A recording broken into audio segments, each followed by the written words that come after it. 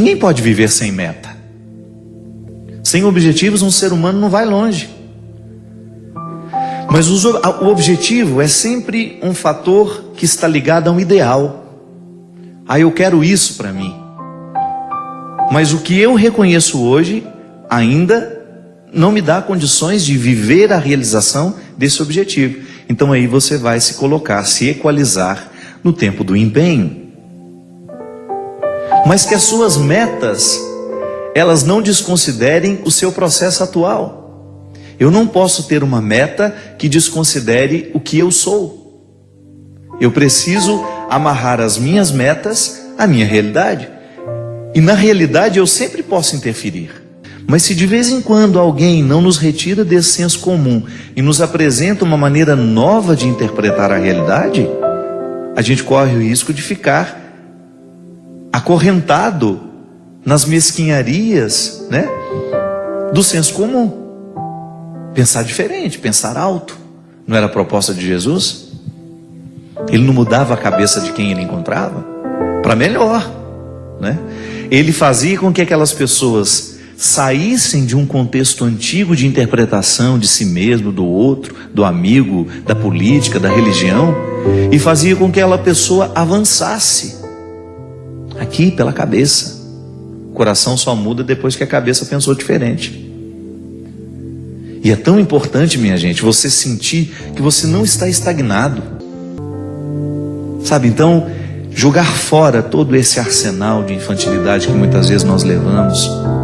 Permitir que Deus retire dos nossos olhos esse óculos que muitas vezes nos faz ver uma realidade cheia de florzinha bonitinha, mas que não corresponde àquilo que é. Olhar o outro com verdade, sem as nossas expectativas.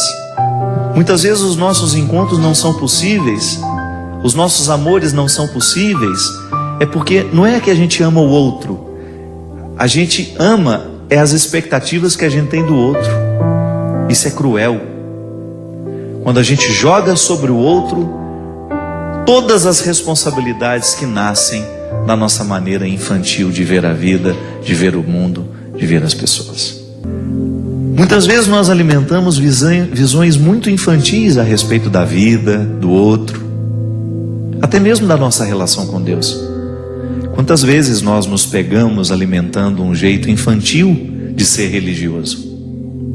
Que é quando a gente não tem maturidade suficiente para entender que Deus não vai fazer todas as nossas vontades, que não é próprio de quem ama realizar todas as vontades da criatura amada, porque isso significa retirar da criatura amada a oportunidade de crescer com as próprias dificuldades que são próprias da vida, para que a gente tenha condições de compreender esse refrão, que o verso tem reverso, que o direito tem um avesso, que o de graça tem seu preço, que a vida tem contrários.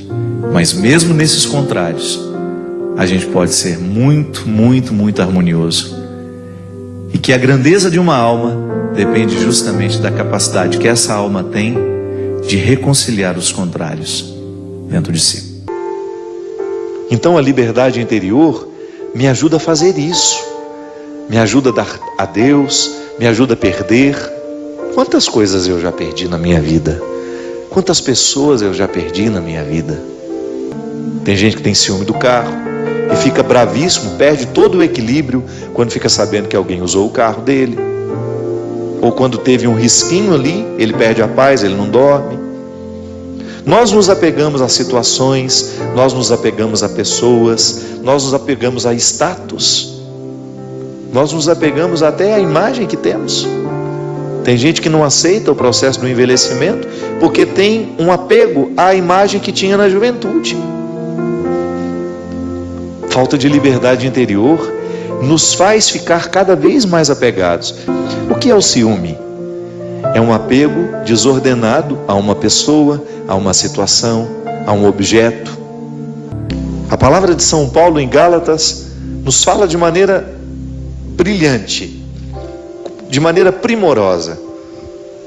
É para sermos verdadeiramente livres que Cristo nos libertou. Permanecei, pois, firmes e não vos deixeis sujeitar de novo ao jugo da escravidão. Olha como o processo não termina no momento em que nós ficamos livres. Eu, ao ser libertado, ao dar um passo na direção da minha liberdade interior, eu preciso zelar para que as situações não venham me oprimir novamente. Porque todas as estruturas que nos escravizam continuam. A antropologia cristã, ela nos ensina que a nossa liberdade interior precisa ser libertada diariamente. Porque é um dom. É um dom que me pede uma tarefa. Não recebo de mão beijada, né? Como se diz comumente quando as coisas são muito fáceis. Deus nos deu a liberdade como um dom. Eu trago dentro de mim, você traz em você, todos nós recebemos. Agora, ser livre é outra coisa. É como você ter uma planta que precisa crescer mediante o cuidado que a gente tem com ela. Quando você rega, quando você aduba, para que todo aquele potencial que há na semente se desenvolva e aquela semente possa tornar-se a árvore que potencialmente existe ali dentro. A mesma coisa é a liberdade. Poder dizer, hoje livre sou, é você assumir que você está num processo de libertação da própria liberdade. Minha gente, a liberdade interior talvez seja o valor máximo, o sabor máximo que um ser humano poderia experimentar. Ser livre interiormente facilita tudo, até mesmo a nossa capacidade de administrar o sofrimento. Pode observar, muitas vezes nós sofremos é porque somos apegados, nós não somos livres. Eu me apego a uma mesa, eu me apego a um livro, eu me apego a um sucesso, eu me apego a um emprego, eu me apego a uma pessoa. E aí eu me privo de viver a minha liberdade pessoal. Aí eu começo a sofrer. Ninguém nos prometeu que seria fácil. Ninguém nos prometeu que tudo aconteceria como a gente quer. Ninguém nos prometeu que os nossos amores seriam perfeitos. Ninguém nos prometeu que as pessoas não nos trairiam. Ninguém nos prometeu que nós não perderíamos as pessoas que nós amamos. Ninguém nos prometeu que nós não teríamos de lidar com os contrários. A liberdade interior, minha gente, ela vai colocando você em paz com a vida, sabe? Você vai ficando mais leve para conviver. Você vai percebendo o que realmente importa, onde é que você tem que pôr o seu empenho. Às vezes a gente passa um tempo da nossa vida insatisfeito, amargurado por causa de bobagens. Por quê? Porque nos falta liberdade interior. Ah, padre, mas o meu contexto me escraviza. Me desculpe, eu só acredito na liberdade. O que nos liberta, minha gente? O que nos liberta? Qual é o advogado que pode nos retirar de trás das grades do sofrimento? São as nossas convicções. É o que a gente pensa que nos liberta. É a palavra que ilumina a nossa consciência que é capaz de nos libertar.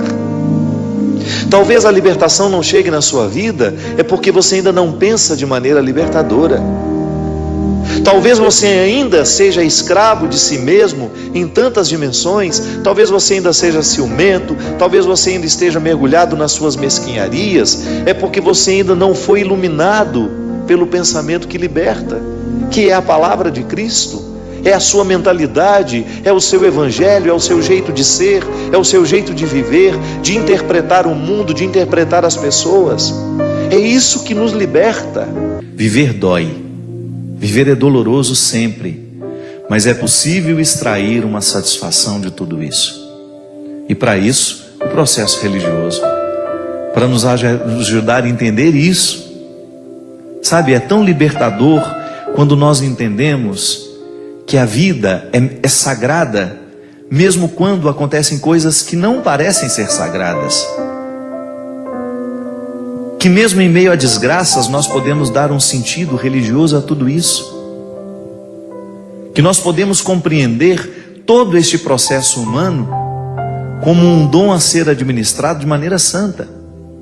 Eu hoje quero receber a vida, quero lidar com essa vida com maturidade, porque eu a compreendo como um processo santo.